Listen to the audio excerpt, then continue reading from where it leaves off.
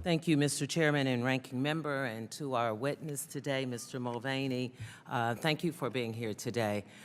Today is a meeting that's heavy on my heart. April should be an exciting time for me as we celebrate the 50th anniversary of the Fair Jobs Act, led by then Martin Luther King, and people embraced it, and President Johnson signed it because of much of the unrest in discriminatory practices and consumers being mistreated. So I echo the comments of my colleagues before me, but you are here, so I am going to ask you the questions. It has clearly been established that you have 2 full-time jobs. In my world, to have 2 full-time jobs, one that you found was a joke and the other one that you wished it didn't exist, and to get paid for doing a full-time job, that it is impossible to do 2 full-time jobs in the world that we live in, and for the type of work that is expected not only by our consumers but by your colleagues on both sides. I think that's the reason why we can't work 2 full-time jobs being paid at those salaries. But with that said, you've brought some people with you today. Are these part of your top staff team? Yes, ma'am. That's here. Do you have any African Americans in top positions? No, ma'am. That's a problem, and that's a problem for me. Do you know what Section 342 is of the Dodd-Frank Act? No, ma'am, I don't know about That's even a great, you're going to sit here and tell me that you came before this committee and you sat here on this committee and you know that for the 6 years I have been here, the question that I have asked of every single person coming here, I've asked them about AMWI and Section 342. You are the only one to say that you had no knowledge of what it is, and you were a former member of Congress. I find that appalling, insulting, and unacceptable.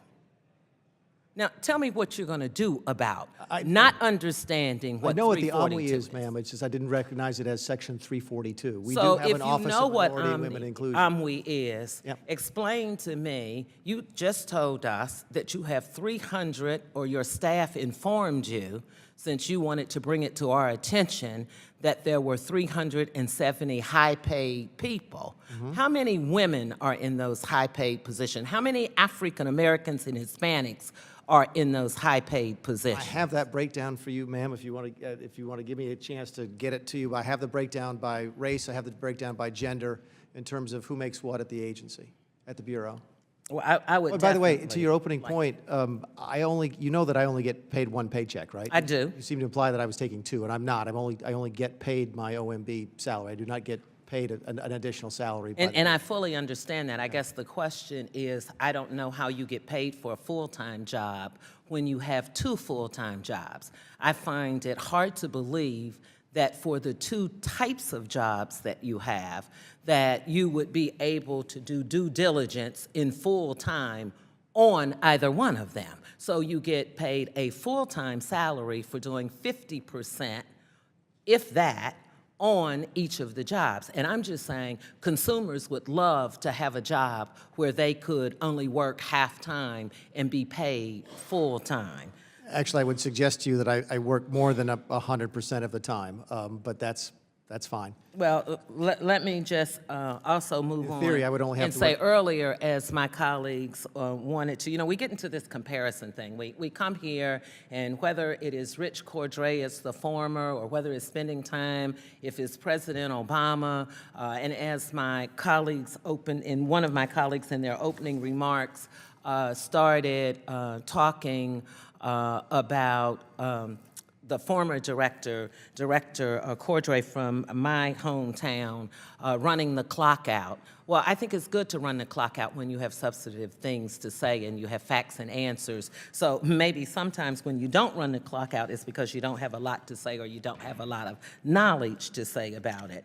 So I guess I'd like to ask you, what's the #1 thing that you're going to do to change to help consumers? You haven't filed cases. We know what we've heard in the past, being able to put billions of dollars in returning to some 12 million consumers. So what is it very quickly that you're going to be able to do, that I can go back home and say to my constituents who are confronted with the high loans of payday lenders, that I can go back and say to my minority communities that somebody's fighting for you? How do I tell them that when you don't have people who look like me in high positions? You don't readily know what those numbers are for women. We know right now that women in general and women of color make lesser on the dollar than our white male counterparts. You know that we have a ranking member who has worked tirelessly in her entire career fighting for the underdog and the consumers, and you come here absent of that and absent of readily having answers? No, man, not at all.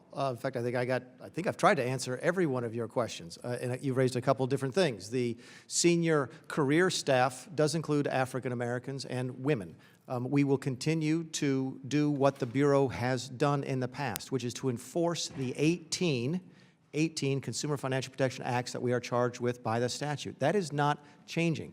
The facts that we might not try to push the envelope the same as the previous administration did. I'm not comparing it to the previous. I'm only asking you what you're going to do. That's what we're going to do. I asked the same question I've sat here all day. Director Cordray. I've sat here all day and said I'm going to enforce the law. I'm going to follow the statute. I'm not going to shirk those obligations. I'm going to try and be a good bureaucrat and try to encourage the folks who work at the Bureau to do the exact same thing. For that reason, we still have 100 investigations of potential violations of those 18 laws ongoing. We have a dozen or so that might turn into lawsuits that might get settled. We have 25 that are actively being litigated. That is still ongoing at the Bureau. So you asked me what I'm going to do is I'm going to enforce the law because that's what I get paid to do. Okay. Mr. Chairman, I'd like to